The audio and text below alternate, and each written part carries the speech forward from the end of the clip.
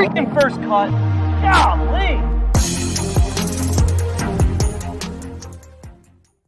Hello to YouTube. We are talking all things Bermuda Championship, LIV's Team Championship. That's in the books. Lots of stuff happening on this Sunday. Hit the like button. Make sure you're subscribed. We'll get started right now.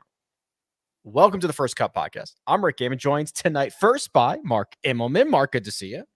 Hey, sorry, I didn't even realize Liv was on the go. I've got to pull up my leaderboard here on my laptop. No, kidding. We're all good. You've got time. That'll be in the C block, so you've got time to get your live takes all fired up. Well, you got to understand, in my house on a Sunday afternoon when the Falcons are playing, and then I've got to be watching golf because I've got to be on the show, which is fun, and so I'm toggling between the two. And I'd given up on the Falcons because the guy scores like some stupid 60-yard touchdown. I'm like, screw it. And then they go to overtime and I switch it off. I'm like, I'm done with this. Then I switch it back on just to see what the final score was, and they won. I was like, what the hell? So it's a good day here in the Edelman house. Yeah, they certainly survived. That was so far the best game of the week. Greg Ducharme is here. Gregors, good to see you. What's going on, boys? Excited to be here. Excited to talk a little Bermuda.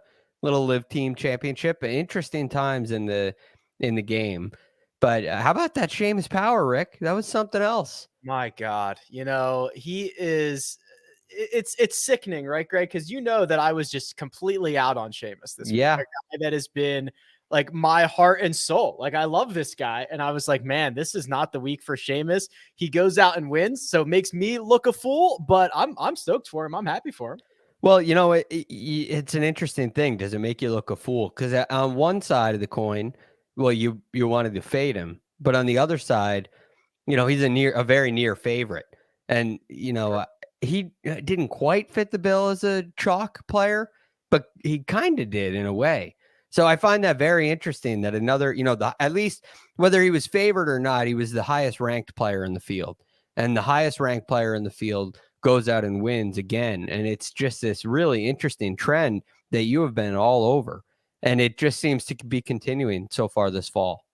Yeah, I would have said, looking at the field list, I wasn't on the preview show with you guys, but I would have said he was the class of the field with respect to everyone else. And then just the way he hits it from wherever I've watched him. I mean, he's a big, strong guy, and he's got big, strong legs, and the wind's not going to blow him around very much. And he hits it heavy, man. That golf ball, growing up in Ireland, it cuts through conditions. And so I would have said, if I got to lay a bet, I would have happily laid a few shekels on him, but sadly I didn't get a go.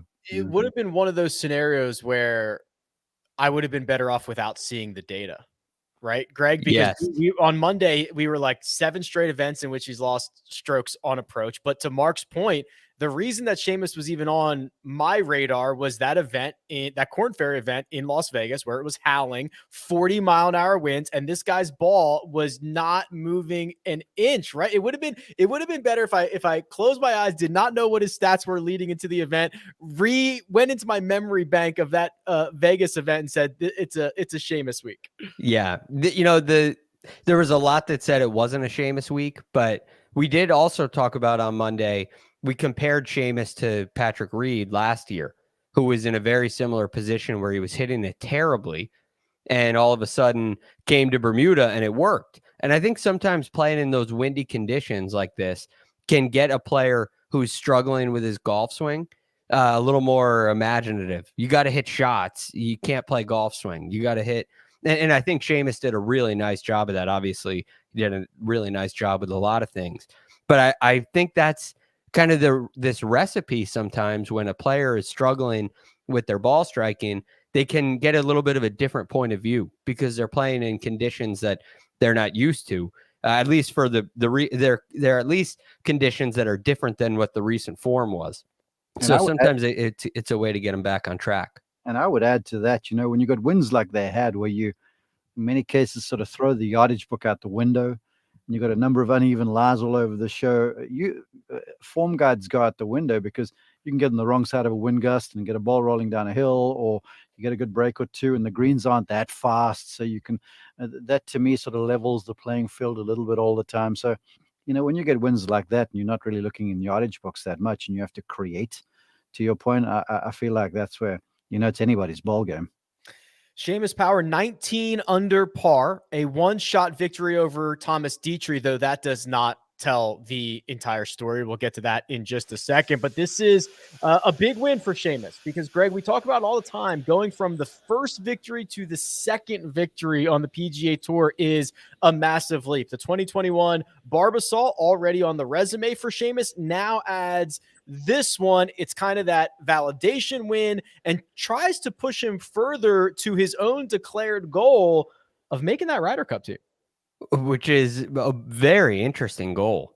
I wouldn't say I was surprised to hear that. I think it's actually not surprising to hear that, but it's an interesting thought. Is Seamus Power going to be a part of this Ryder Cup team? And, the Europeans have a very strong top end, but their depth seems to be the question.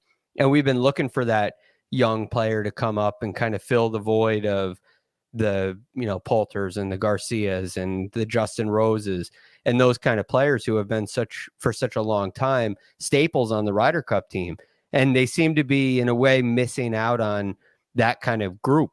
But you have a player like Seamus Power come out and start playing really well, a player like Sepp Straka coming out and playing really well. And if that can continue, you end up with guys who have that PGA Tour experience. You're not taking a long shot on a guy who's playing on the DP World Tour, and the stage is vastly different.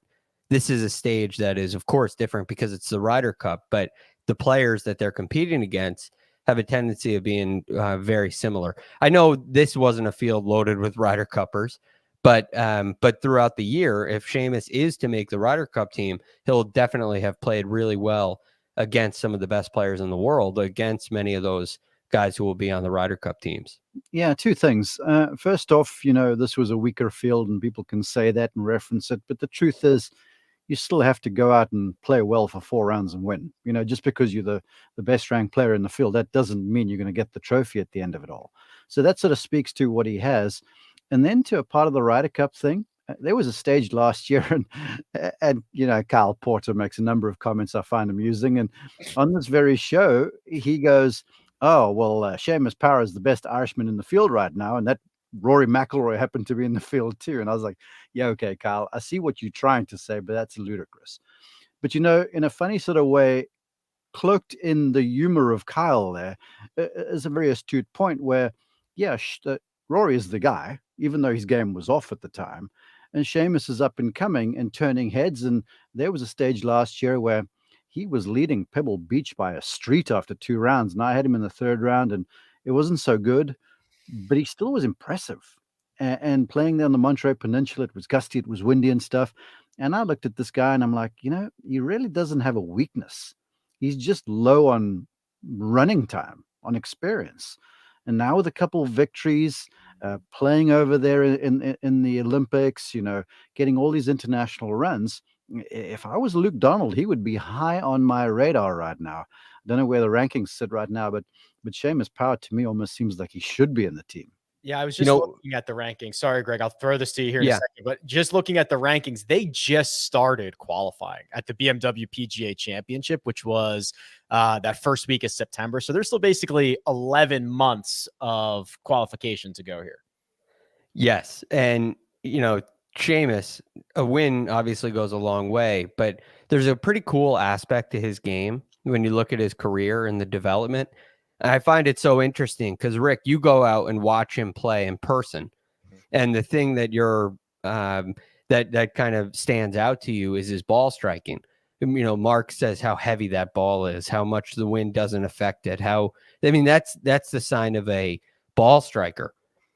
Yet you look at the numbers through his career, and his strength is really his short game.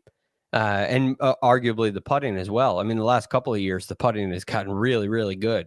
And so you combine those two things together, and now you have a complete player with no holes. And so I almost wonder if that full swing, the ball striking abilities that are there haven't really taken shape on the PGA Tour until the last couple of years. And I don't see anything in his golf swing that would say, well, he's just hitting it. He just hit it well last year, and that's going to go away. I think that's going to continue. And you have his short game and his putting ability to boot, and you're looking at a really dangerous player out there. my assessment of him, to your observation, Greg, is that for a big guy, because he's like 6'2" or so, and he's strong, as I said, he hits it solidly. He doesn't hit it very long. But to me, if I was giving him like the character assessment, I would say the iron game is solid. He hits irons really well, and he's very cerebral. I'm keen to hear your observation about the short game there, what the statistics say. But to me, I feel like those numbers are probably good because I've never really seen him hit a stupid shot. When he misses, he's missing around the wide side of the targets. You could see as he was coming down the stretch here, he hit the right club all of the time. And when he makes birdies, it's because it's been a situation where you can. Now, I know that sounds a bit trite, but oftentimes you don't see him go and get rash with some shot selection. So he hits the ball well. He's long enough. The iron game to me is something to pay attention to, and just the decisions he makes are just are high octane. He's got a really good golf IQ, to use a bit of a golf cliche. Yeah, speaking of some of the decisions he made coming down the stretch on Sunday, Greg, because it wasn't all roses and daisies in this final round for Seamus Power. Here are his final 6 holes of this event. He bogeys 13, gets it back on 14 by making a birdie, bogeys 15 and 16, gets one of them back by making birdie on 17, then bogeys 18, still enough to get the job done, one shot clear of Thomas Dietrich, but he did have to hit a couple of shots that weren't great. He kind of had to take his medicine at times and do what he had to do to get the job done. Well, 15, first of all, he made I didn't see what the bogey made on 13. I missed that. But on 14, he makes a really nice putt for birdie from about 20 feet. Then on 15, the 15 kind of embodied the day that we saw with all the wind. I mean, you're talking about a 412-yard par 4. And he misses his tee shot to the right a little bit. It doesn't get down the really steep embankment. It stays up in play, which is a nice break. But I mean, think about a 412-yard hole on the PGA Tour in a typical week. That's a driver and a flip wedge, a 3-wood and a flip wedge at times. And he's coming up 50 yards short on his second shot. Now, it's in the rough, but not deep rough. You can see the entire golf ball. It comes up 50 yards short. And that just, it speaks to those conditions. So he makes bogey there. And then on 16, he hits I thought, a great shot. But you can't challenge that back hole location. He's got some 60 feet, 50, 60 feet, something like that, up over a little ridge. And he 3-putts it, which is well within the range of probabilities. I mean, it was a really long putt, and it's really gusty winds. That green on 16, one of the coolest on the property, kind of an infinity green, and it's so exposed. And the wind was strong enough to where it really, I think, it played an effect on the putts. And then 18, he has a 2-shot lead, so I give him a little leeway, even though it was probably a mistake. He hit a great third shot from short of the green. Man, that from the fairway, that wedge you hit was awful when you got a gigantic backstop behind that flag. The only place you don't miss is short. Now, this is after I've given him the glowing report of hitting the smart shot. I was interested because you hear Karen Stupples go, well, the wind's coming in off the left, so there's some hurt in it. You got the backstop. And the swing he made from 87 yards looked like a chip shot. And we got a glimpse of the base of the golf club, and it was still sand wedge. I'm like, dude, you got to lean on this thing a little bit, because if you hit it long, you're okay. And right. To the point, that pitch shot he hit after that was quality given the situation right then. Yeah. The final leaderboard is going to show that Thomas Dietrich finished second, but for the vast majority of this day, gentlemen, it was a 2-horse race between Seamus Power and Ben Griffin. Griffin went out and played his first 11 holes 5 under par. He was kind of in the driver's seat. And Greg, listen, Ben Griffin's got a great story to get back to the PGA Tour. He is not nearly the first guy who struggled to win a PGA Tour event. He's certainly not going to be the last, but he makes bogey on 12, 13, 14, 15, double on 16. Yeah. If you're a scratch golfer and you're a loan officer, you're looking at Ben Griffin thinking maybe I can go give the tour a run. it's probably not a good idea. Okay. Because Ben Griffin's really good. And he had a chance, he plays at North Carolina. He's playing with as he said before, he's playing with the Schefflers and the Morikawas, and he's competing with these guys, and he knows he has the game, but deals with a little bit of burnout, ends up going back to get a job where he can earn some money. He's sitting at a desk as a loan officer.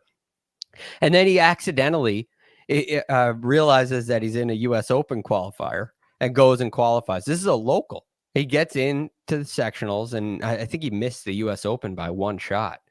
And he kind of started to think, well, maybe I should give this another run. And he ends up getting a sponsor, somebody who he had played golf with who was running a company, decided to give him a 2-year sponsorship.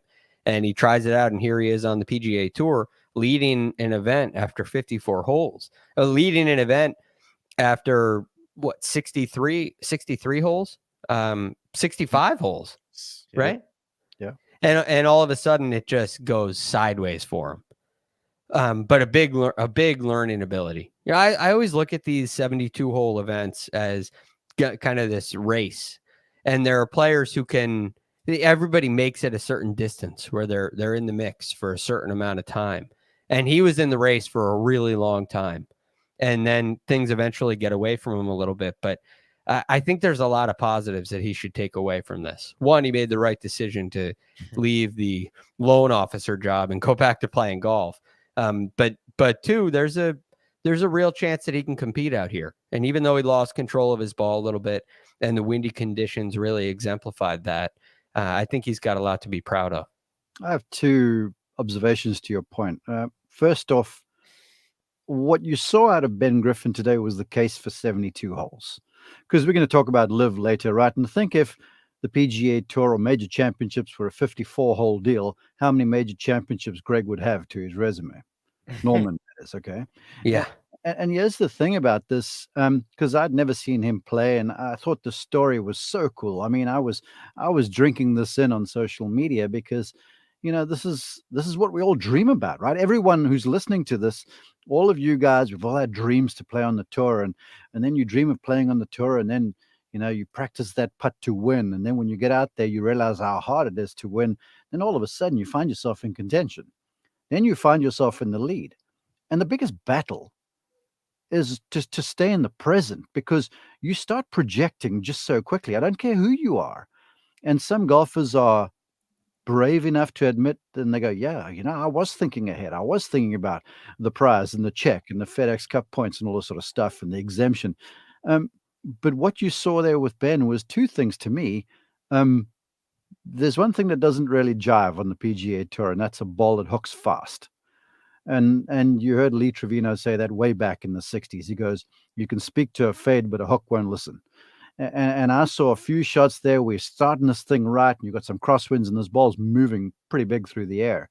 And it caught up with him on those holes that were down the cliffside where he missed one left on that par 3, that signature par 3 hole. So I'm sure he'll iron that out, because, this was a big learning day for him. But I also saw a guy where things started to move really fast for him. He made a couple fives, and then he made that double on the par 3. And then all of a sudden he looked like punch drunk for a bit. And if someone just could have said, time out, let's give me just a minute here to pull him back, because it's amazing in that place when you've played so well for 65 holes, Greg, you 22 under or something like that. And then all of a sudden you feel like, I can't hit a golf shot, which is just not the truth. It's just the situation. And so I feel like you'll look back on this going, wow, I sort of took leave of myself for just a little while, and that was enough to get steamrolled by a few guys in behind me. So I feel like when he gets a handle on that draw shot a little bit, when he learns to stand that thing up a little, and now that he realizes, hold on, I can hang with these guys, he's going to go to the next event with a whole bunch of confidence. And I hope he can parlay that into it, because it could turn into one of the great stories. But it's on him not to look at this as if to go, oh my gosh, I failed and I couldn't hit a shot when it meant something. Because the truth is he had just lost the mental handle for a minute and was too far ahead of himself and too far behind himself. So every shot that was on hand coming down that stretch over there, it was so hard. and he just got tripped up by the situation. The skill is stopping the spinning, right, Greg? Like it spins for everybody quickly. Some guys can stop it more than others. I don't know if that's you're getting back to your routine, or if you can realize that you're in the moment and you can kind of forget about it. I'm sure it's different for everybody, but being able to stop the spinning quickly is the real skill set that you need. Yes. And look, on a day like this, if you're just a little bit off, the ball is going to move a lot faster than you're used to seeing. And conversely, if you hit it really solid, like Seamus Power, the wind doesn't really move it all that much. So you have this really fine line between a well-struck shot and a slight miss that leads to a really dramatic difference in where the ball ends up. And that's not an easy thing for anybody to handle. So you got to have confidence. You got to make a decision. Am I going to play for a miss? Am I going to play for the perfect shot? And that balance is a tricky one. But I do think when he's playing in some more normal situations, he would be able to stop that spinning a lot sooner. Now, at the same time, the other guys are probably making more birdies and less bogeys. So it's all relative here. But you're right. That is a skill set, and it's something that everybody has the ability to do. It takes a little while of learning, and you got to learn how to trust yourself and believe that you can get yourself back on track. And these are the situations this is the only way you can figure that out, when you're in the moment, in the arena, with a chance to win.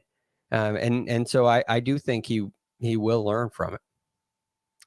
You're on mute, Mark. I promised myself, because I had to cough, I promised myself I wasn't going to do that, but here we are. I'm 1 over par. Your take there is just so good, Greg, because look, I'm a part-time golfer at best right now. I used to be decent back in the day, and I played 18 holes on Friday afternoon, and I'd been hitting a few balls here lately, and everything's going in the right direction. But there were just certain situations when wind out of the left, trouble down the left, and I'd have the shot visualized. I knew the swing thought. I showed the rehearsal, the whole thing. Everything that was practiced was done. To the top of the backswing, midway in the downswing, like what? And then you just bail, and like whoa, and you hit this freaking Roman candle off to the right hand side. It flies off and dies. It's terrible. And I kept on looking at this, going, this, Mark, is actually a lesson for you when you call golf, because a golf swing might only last an eighth of a second from swing back to contact, but your mind goes so haywire during that time, and you can so quickly, doubt yourself and not have the faith to go ahead and trust the fact that, hold on, there's trouble down the left, but I can still go ahead and hit this thing.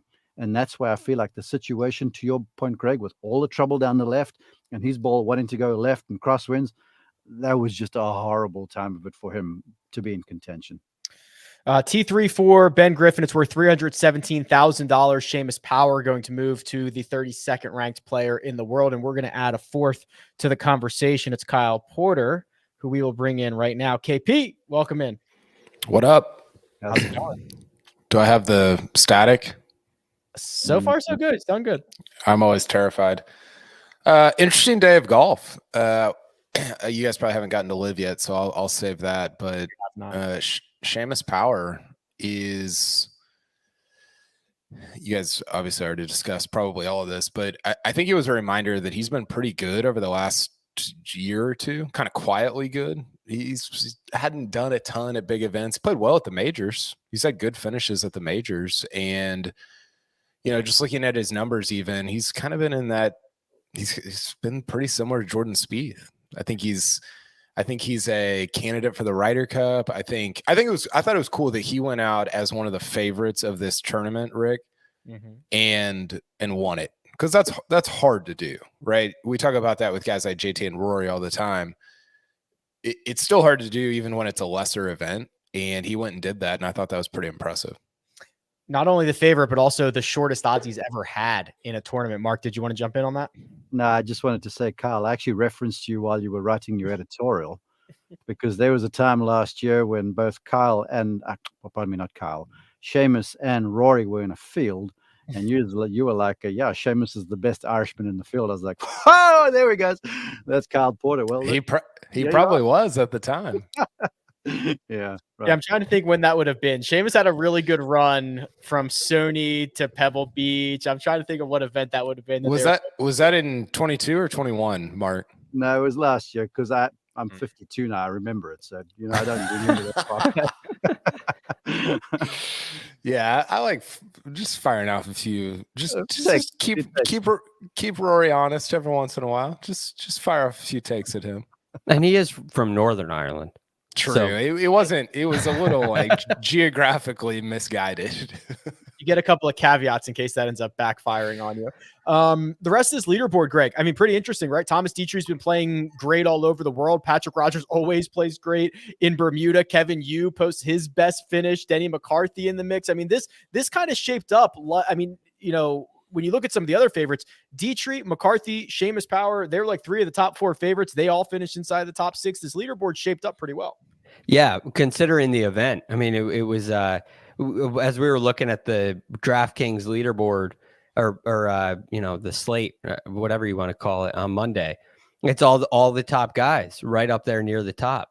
Mm-hmm. So very few misses. And then you add Kevin Yu, who we said on Monday was the most mispriced player in the field, and he steps up. So everybody you expected to step up did, which is pretty cool. I like to see it. And it to me highlighted the trend that you have been talking about for a couple of months now about these favorites starting to show up and starting to get near the top of the leaderboard more and more and more often. And if there's ever an event where that wouldn't happen, this is that event for 2 reasons. One, the top of the board isn't as strong as it is in a typical event. And then you add in the conditions, which tends to kind of level the playing field a little bit from a skill set perspective. And it didn't happen. The leaders, the cream rose to the top, which was pretty cool to see. Any other? Sorry, Mark. No, I just wanted to say, quick look. I want to go and watch Thomas Dietrich play because what I see that it is attractive looking. So I want to see it in person. But I just want to speak quickly to Kevin Yu because I met him for the first time at the Palmer Cup when he played on my international team. And he and Alex Del Rey were both playing for Arizona State at the time. And the 2 of them were thick as thieves and just both fantastic young golfers, lots of aggressive, style. And it was so fun for me because we were at the Phoenix Open and they were close to graduation. So I got a text from them. They're like, hey, we'd love to see you. So I'm like, how about dinner? So we have dinner on the Saturday night, just down the way there from the golf course. And the 2 of them basically said to me, we're going to turn pro now. What's your advice? And I looked at the both of them. I'm like, you're both good enough. You've just got to keep things in perspective. There'll be ups and downs and just don't get too far ahead of yourself. Manage your time well, all those sorts of things. And I remember the both of them sort of looked at me and they listened and they were waiting for this earth-shattering stuff. And I was like, honestly, the way I've seen the 2 of you play, I feel like you are good enough to compete at the highest level. And Alex Del Rey has done beautifully over there in Europe. He's won a few times on the Challenge Tour. And yeah, Kevin Yu is proving who he is. So it's just so nice to see these young men come through because this time from going from college stud to, finally getting to the big stage, it is emotional. And so many times these stars get sort of lost in the wash because they don't get into events or they play poorly when they do. And so to just see these guys come through and then play well when they've got their shot, it's just so meaningful. And it's part of the storyline that, I wanted to talk about because a lot of folks don't really ever talk about it. They get to the big stage, then the spotlight gets on them and they fade. But the journey there is such a big deal. So I'm happy for Kevin. Yeah, all these guys are big fish in a little pond, and then they go to the big pond, and they're not so big anymore. Okay, here's what we're gonna do. We'll quickly go through our wagers, and then we'll hit LIV. And what we're going to do first is take a quick break and hear a word from our partners. And we're back. Okay, we can put a bow on the Bermuda Championship with our First Cut Moneymaker Challenge. So very, very quickly here. We had a couple of winning wagers. KP, your matchup victory, it wasn't pretty. No. Because they both missed the cut, but you win Mark Hubbard over Adrian Moronk. Is that how we've always done matchups? I was trying to remember that. Yeah, we've done it in a way that yes, it's based on score, unless for whatever reason, like if one guy makes the cut but ends up having a horrible weekend, that's obviously not going to hurt them. But yes, if both guys miss the cut, we go to the score and Hubbard gets the victory here. Okay. Yeah, that's great. The Russell Knox, he shot, I think he shot 64 on Thursday, and I had him as top 20. So I was like, okay, we'll be competitive here. Thursday was an easy day, but he just kind of faded as the week went on. So I was disappointed by that, but glad for the Hubbard win over Morong. I did the thing, Greg, where I picked the matchup against the guy who ended up winning. Yeah. Which is That's not tough. usually ideal. In this case, it was Aaron Rye. I got it back with a 3-1 on Kevin Yu to finish inside the top 20. Didn't give him enough credit. Would have cashed the top 5 bet. Right. I mean, I love the Kevin Yu play. And I like the top 20 play too. I mean, he's like we said, he was probably a little underrated coming in, and his pedigree as a college player outshined what the expectations were. It's like under the superstar out of college that's kind of under the radar. So I totally understand the top 20 play, and it probably took away a lot of sweat. You're watching this thing cruise in, like, all right, that's a win. Check that one off the box. So I love that play. I had Shank and Shelton as my 2 outrights, which if this golf tournament was 36 holes, I would have been really happy. The rest of the weekends did not go so well for those two. And Patrick, I think he was telling us it's been 24 days since he found a winner. I think you can extend that to 31 days. That's 4 losses across the board for Patrick. No winners in October. The whole month. I don't think. Swept for the month. Yeah. That's not good. That's more trick than treat, I think. Yeah. The Will Gordon, Nick Taylor thing was pretty close too, right? So Will Gordon had like a 3-shot lead, and then he went like bogey, double, bogey coming in and blew that one for him. Yeah. I think that's called a Ben Griffin, I think. Oh. Tell Patrick from me to bet Hovland inside the top 20 next week. He can get himself some green on that board. That's probably he's probably minus 800. Bet it anyway. At least you'll win it. He's probably going to fade him in a matchup. Yeah, probably. Okay, do we have the standings for this, producer Troy? Give a quick update here for those following along at home. Yikes. Patrick is killing. I mean, I'm not doing great, but I'm kind of just Patrick's making me look good, I guess, is what I'm trying to say. Thank goodness for Patrick. For your sake, Kyle. Kyle, your Sia made you look good in the one and done. And now, so like this is as long as you are not the, what do they say, not the slowest gazelle, right? As long as you're like that's right, second slowest gazelle, you're good. Well, that's true. I don't know if it makes you look good. If there's only one lion, you can be the second slowest. If there's more than one lion, you need to be like it's like an N-1 situation. Correct. Mark, are you happy that you are not on this sheet at all? Do you like that, Greg? N-1. Didn't think I'd hear that today. Kyle, I need to send you a video of how lions hunt in packs, and all the females hunt, and typically 2 or 3 of them go for one. One will get the kill shot, but then they all move in. So I think if you're the second slowest gazelle, you might get away still. Don't be the smallest gazelle. That's the thing. Yeah, Patrick has like a broken leg, I think. I think he's in some trouble. It's not even lions. The vultures are circling, I believe. On Patrick. Hey, plenty of time. I mean, look at this. He's 4 for 31. That's like Jose Altuve.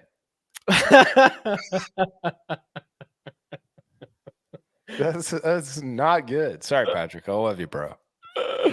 It's not great. Moneyball. Will Gordon ruined Patrick's bet, but he stayed just within the top 40 for me to cash this one, -110. Patrick had Callum Tarrant to finish as the top GBNI at +600. That whiffed KP. Off to a really good start for Russell Knox. 66, 67 out of the gate. You added the finish inside the top 20, went 72, 72 on the weekend. Yeah, he was bad on the weekend. This was kind of tantamount to my Tom Hoagie bets from Zozo and CJ Cup. I like the top 20. I like the guys that are a little bit on the front. Like you're not betting superstars there. You're in the Russell Knox, Tom Hoagie territory. You're just trying to find somebody that's either gotten hot or plays the course well or whatever. So even though he lost, I still I think it was it's a bet that I would make again. Okay. That concludes our betting recap for this week. We will turn our attention to the LIV Team Championship that went down and finished just about an hour ago if you're watching live. But first, we're going to take a quick break and hear a word from our partners. And we're back. LIV golf season in the books. They ended with the Team Championship. So on Friday, there were match play matches. On Saturday, same thing. And on Sunday, Mark, they switched to stroke play for the final 4 teams. And the favorites win it all. That's the 4 aces. That's the team of Dustin Johnson, Patrick Reed, Taylor Gooch, Pat Perez. A historic LIV golf season for that team. Probably will never be matched again. Well, I didn't watch it, so I can't really comment. I looked through the leaderboard because you told me it was in the 3rd block.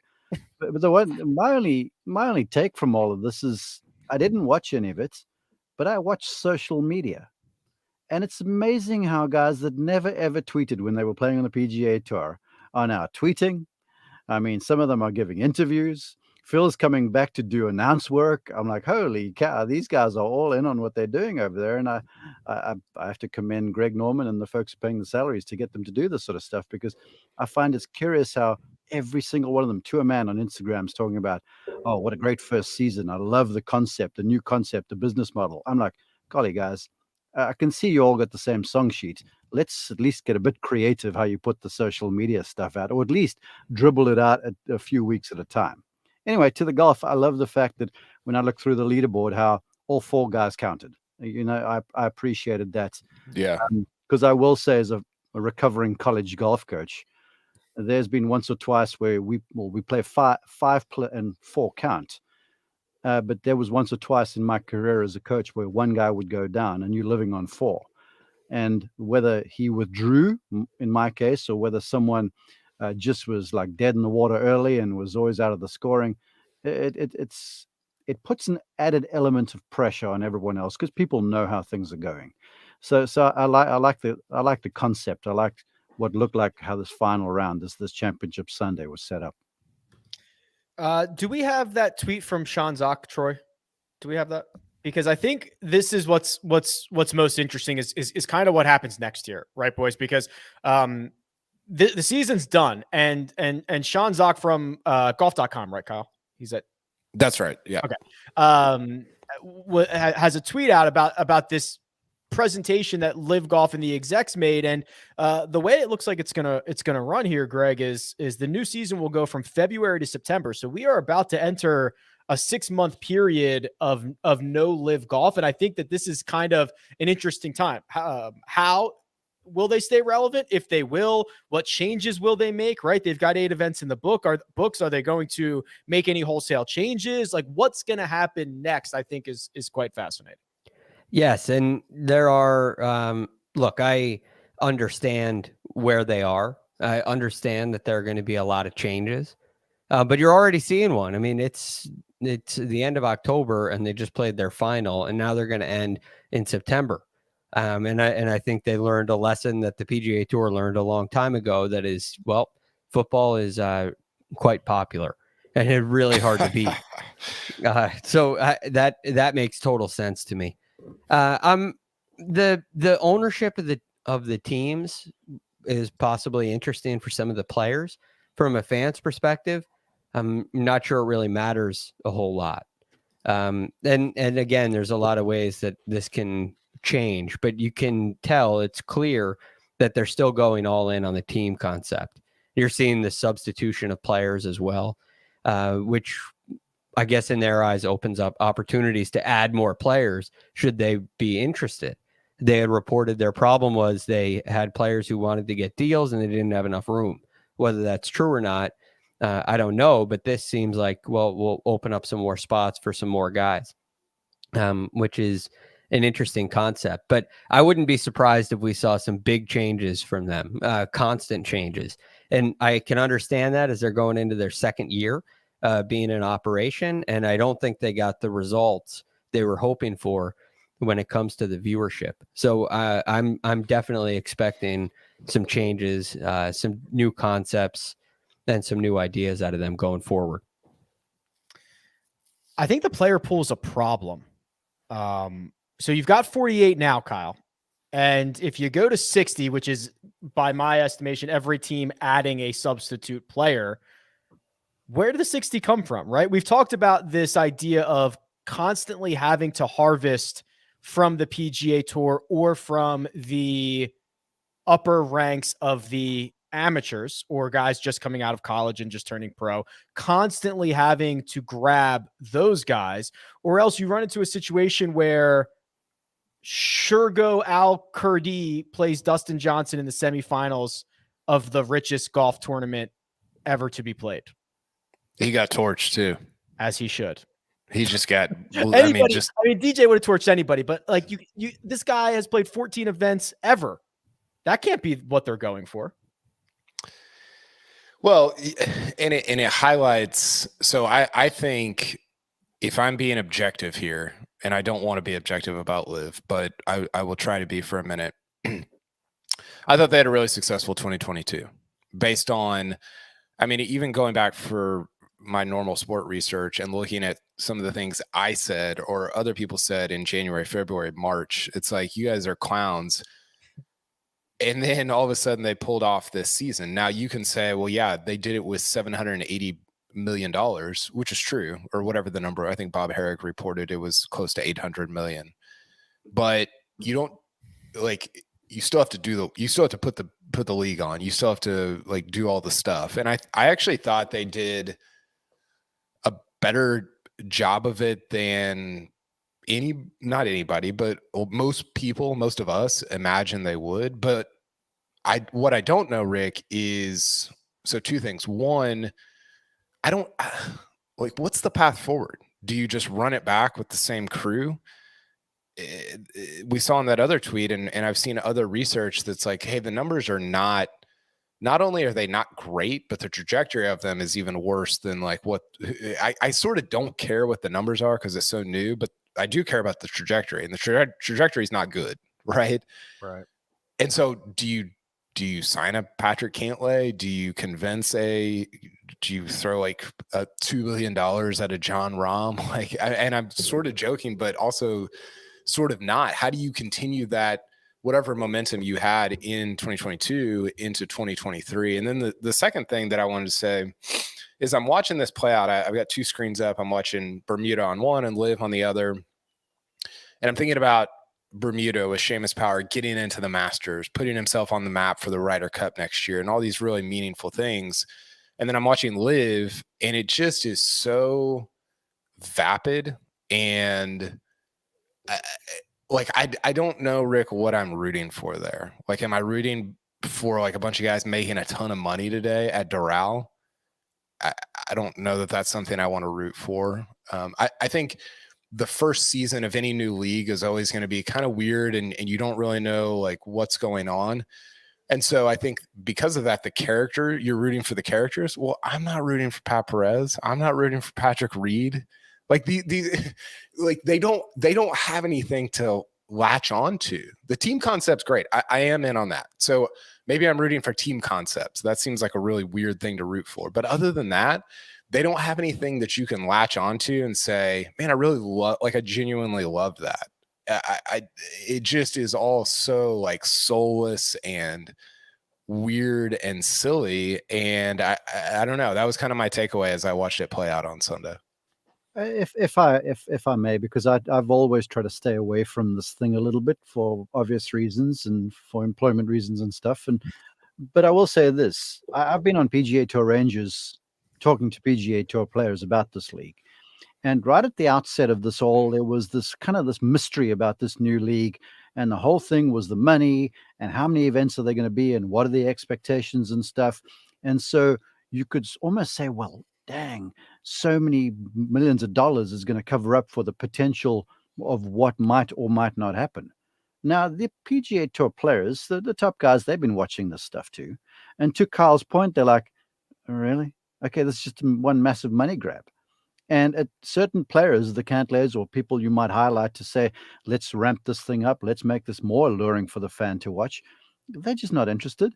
They've got bigger things to play for because the money is incredible. I don't care who you are.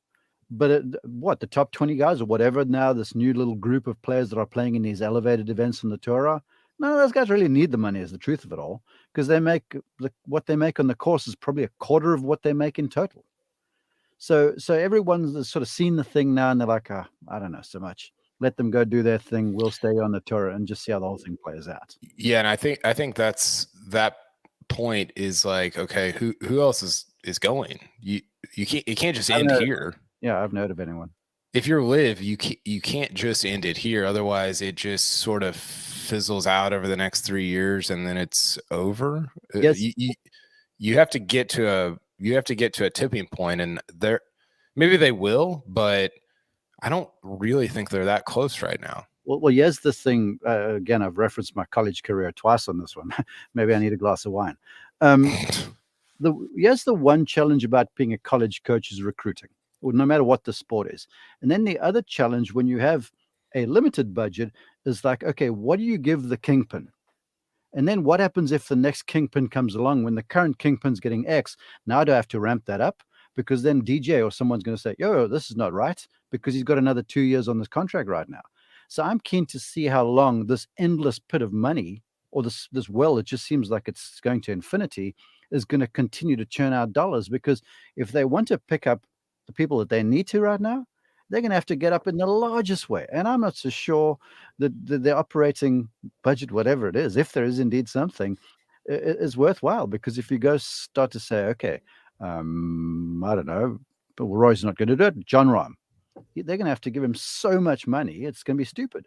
And then what are you doing to the current guys who were supposed to be the captains of the teams that you currently have? Well, and then real quick, yeah, go Greg, ahead. That New Yorker article, I think Mark said they were funded, I think through 2025. Yeah. Now, I don't know if that accounts for having to pay John Rahm $1 billion or whatever, but that was the number that was out there. And actually, funny you mentioned that New Yorker article, because I think there were some things that were really revealing in that. And one of them is that the real intention, and I at least had questioned this for a long time, what's the real intention?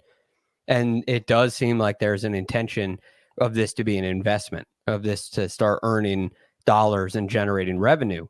And the truth is, the only way they start earning revenue is if people start watching.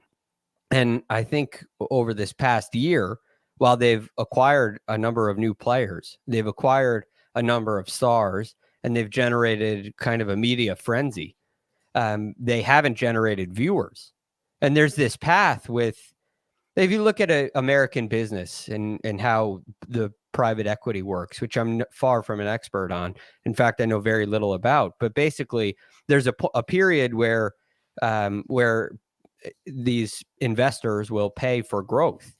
And then there's a point where everything changes and they're looking for profit.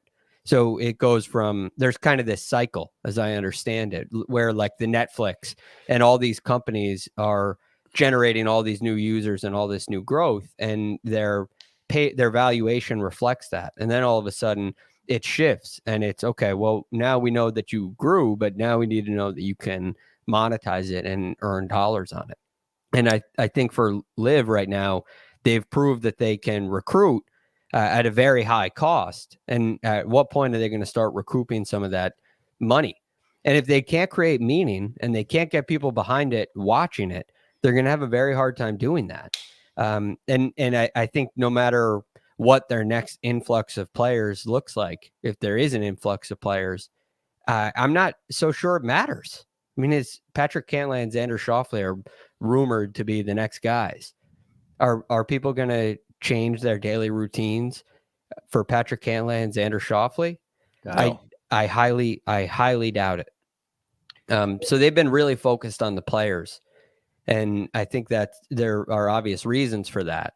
But I don't think that they've been successful in converting that to viewers, which is a really big problem if your intentions really are to make money. Well, that's such a good point there, because what I have heard too, and that was the last conversation when I was out on the golf course, which was, goodness, Tour Championship maybe, where the big deal where they're all angling towards is the sales of the 12 teams. And if you look at what you were going out there, that 75% of the teams owned by LIV or whoever it is, the holding company, and 25% by the players. Now they're looking at team sales, and apparently there's a few golf organizations that are interested in sponsorships and stuff like that. So those are big hits. Those are like $1 billion deals.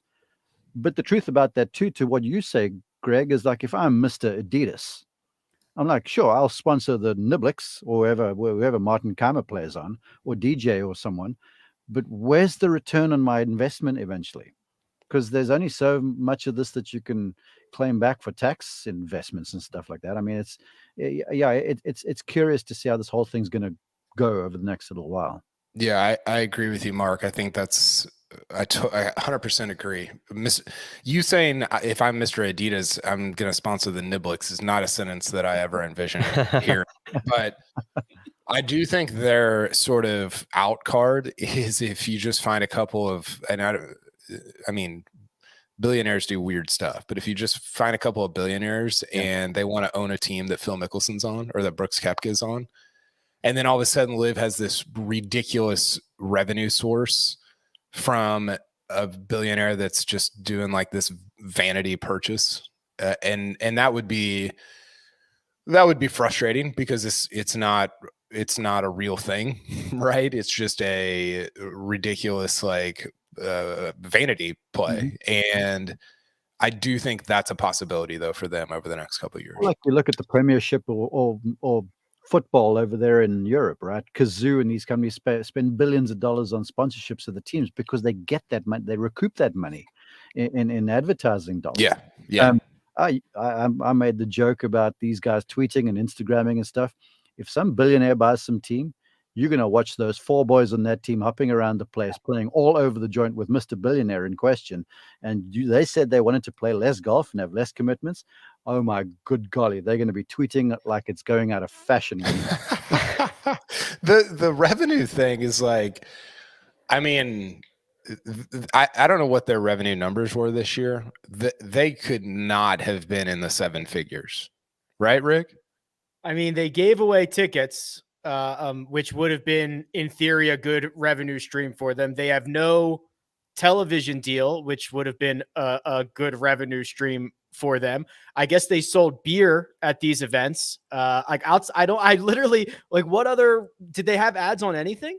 Like, what other revenue streams did they even have? They had that one ad in Jeddah, but it was a company that the Public Investment Fund also funds. It's a sponsor.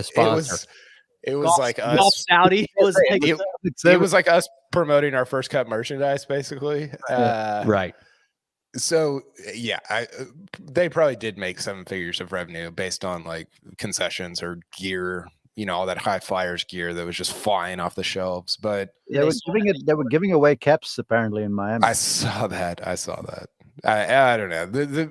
Like, it's just a weird thing to not create or generate any revenue at all, right? We talk about these Netflix and Uber and stuff, and it's like, yeah, the math doesn't work profitability wise, but it's not like they're generating no revenue, you know, and LIV is generating nothing. And so you're like, well, that, yeah, there is a path to sustainability, but it's a pretty long one as it stands right now. The team sales make sense, right? You get somebody to pay $150 million for a franchise, like in any English Premier League or whatever, but that comes with guaranteed payouts because of these TV deals. And depending on what league you're in, you're getting a share of that revenue. It comes with, you know, jersey sponsor. There's just so much other stuff that to say any of these teams is worth really anything right now outside of the names that you have, which could be changing, is a hell of a stretch. I mean, you have the names to generate viewers. That's the idea. And when that's the purpose of the names, right? We want big name players because people will want to watch them. And if the names don't convert people, normal people, to turn on the TV or the computer or whatever to watch these big names, then those dollars invested become worthless. And maybe, sorry, No, maybe go along ahead. those Go ahead. lines, I might be thinking a bit micro here, but each one of these players, I notice a lot of them still have their equipment manufacturer deals, and they're still wearing the apparel and stuff, which I found somewhat surprising. But let's say I'm Cam Smith and I wear Munsingwear, the Penguin. And now my team gets bought by Adidas. Now everyone on Adidas has got to wear Adidas shoes, Adidas clothing, and use TaylorMade gloves. Cam Smith is not going to be the Cam Smith he used to be, I promise you. And so that's where you get into the micro weeds of this thing too. If some like Srixon come along, because there has been a lot of conversation about them getting after perhaps a Japanese team. So yeah, it is curious when you really start to delve into the nitty gritty of it all.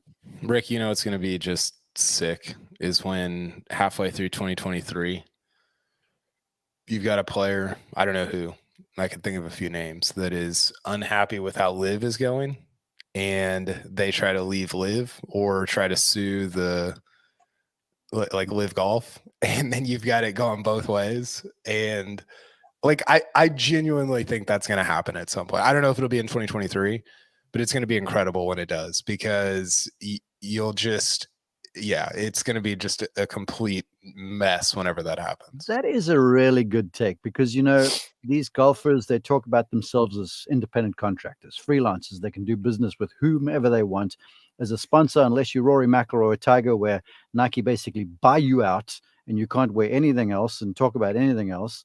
There's very few of them. So one guy's got a badge here and apparel there and shoes this and stuff like that. You're putting ostensibly all of your eggs in one basket here if you're doing this sort of stuff. And Carl, your point is so well founded, because now instead of them getting little bits of money from all over the show and doing corporate outings here, now it's like you show up for the LIV events, you wear your LIV uniform, you play in the LIV tournaments, you tweet about, it's like this is who you are right now, and your identity as your independent contractor has gone away. The final thing, and we can put a bow on it with this, Greg, because I imagine the next 4 or 5 months until there's another LIV event and everything that's going to, I'm assuming we're going to be talking about this a lot more, is that they're going to this 14 tournament schedule. They are trying they won't obviously play same weeks as major championships. They don't want to go up against marquee PGA Tour events. They don't want to have events the week before major championships, and they want to run from February to September. Well, now there's only all those caveats. There's only 16 weeks that you can put your 14 events in all over the world, which is going to also be a lot of, of course they can pull it off, but the logistics of this are going to be difficult for next year. Yeah. And I would expect that. It is only their second year. Yeah. So, I think it would be reasonable if you were just looking at this, you take all of the buzz and all the conversation we've had out of this, and you just look at a startup and predict the challenges a startup will go through. This is certainly one of them. So they're finding their place is something it'll take time if they're able to do it at all. It's going to take time. But I do think that they'll be able to manage a schedule. It's just, I tell you, the 20 elevated events for the PGA Tour definitely makes it a lot harder on LIV if you're trying to avoid those events. So yeah, it'll be a challenge for them. Okay. Well, we shall see. Any final thoughts on LIV/Bermuda before we get out? Do you have a list, Rick, of the most likely to go to LIV next? I was trying to find it. I couldn't find anything. I didn't know if you had anything handy. Do you think an actual physical list or one that's just off the top of my head? No, no, not off the top of your head. I'm not trying to get you to make odds off the top of your head. Just I don't know if there was some book that had put out how they did with Cam Smith is 2-1 to go to, or whatever. Hold on, I'm going to look at the one book that I think could have this, and I'll see. Otherwise, because is there anybody? Mark, you said this earlier. Is there anybody, Greg, that we heard being out there this summer? It's I heard every name. Yeah, literally, every name was spoken about as it relates to LIV. But is there anybody right now, other than an Adam Scott or somebody like that that's in that sort of age range of guys that go and demographic Australians, you know, that type of thing. But is there anybody else that you're like, I'm kind of worried about him? Well, I've seen these reports come out recently about Xander and Cantlay. They're apparently those rumors in Miami are swirling. Is that trustworthy at all? I don't know. And then the other two were Mito and Thomas Peters, who were also Thomas I heard Peters. some That's interesting. rumors of that swirling.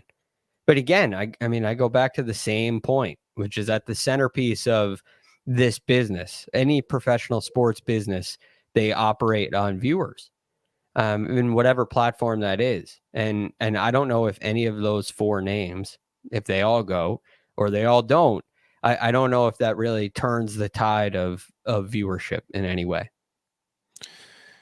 No, yeah, I agree. It doesn't. The tide is I think farther from turning than maybe LIV would have liked you to believe like a month ago. Yeah.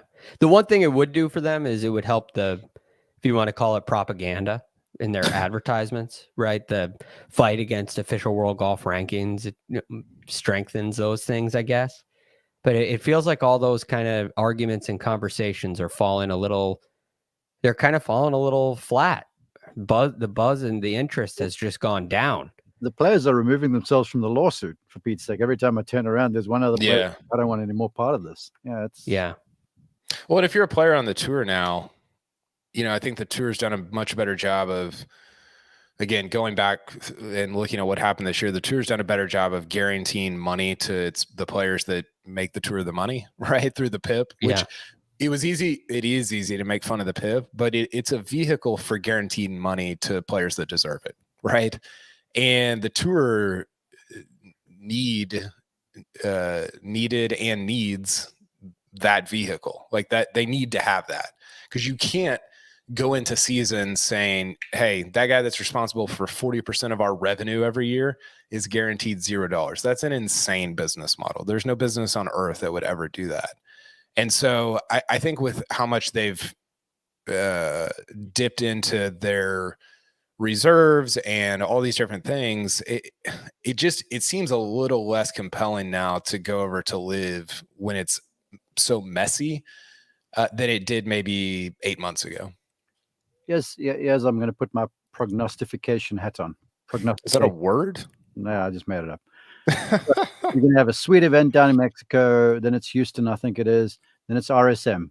Davis Love is going to be forefront. He's going to get the mic in front of his face. He's going to stand up as one of the tour's elder statesmen, Ryder Cup captain, President's Cup captain, go, hey, guys, you guys know where your bread's buttered, on Palmer said. So week thereafter, Tiger Woods is hosting in Hero, I think is how the schedule goes. Tiger's going to do the same thing. Then it's going to be football over Christmas. Then it's going to be Hawaii a couple of weeks where you're going to see some of the best. And then it's going to be Torrey Pines finishing on a Saturday because of AFC football on a Sunday. And the tour is going to come out shining like a rose, because then you've got that West Coast swing and all of the best players are going to be playing, because you've got Torrey Pines, you've got Phoenix, which is now an elevated event, and you've got LA. So 3 of the big events, you got the stars showing up on the West Coast. I mean, what more do you want? You heard it here first. I love it. There you go. Phoenix, which is also where the Super Bowl is going to be. And it is going to be, that's one of these years where it lines up, where you get the eclipse. I wish they would make that, or at least some of those other West Coast Saturday. I love the Saturday finish. I think it's phenomenal. I loved it too. Them on Sunday was the best thing ever. I think it's great. Everything until the Super Bowl should be like, everything in the fall should run Wednesday to Saturday. Sure. Yeah. Started. Who's the commissioner, Carl? Aren't you the commissioner? Yeah, I got a lot of sway at the PGA Tour headquarters. All right, gents, absolute blast. We'll be back next week to watch Victor Hovland go for not 1, not 2, but 3 Mayakoba championships in a row. Colin Morikawa is in the field. Scotty Scheffler's in the field. Tony Finau's in the field. Taylor Montgomery, next best thing, in the field. So we'll have all that coverage for you. DFS show on Monday, mega preview pod on Tuesday, Sunday recap. But for now, big thanks. Producer Troy does all the hard work behind the scenes. Mark Immelman available at Mark_Immelman. Greg Ducharme, the real GFD, and Kyle Porter at Kyle Porter CBS. You can find me at Rick Run Good. This has been The First Cut. We'll catch you next time.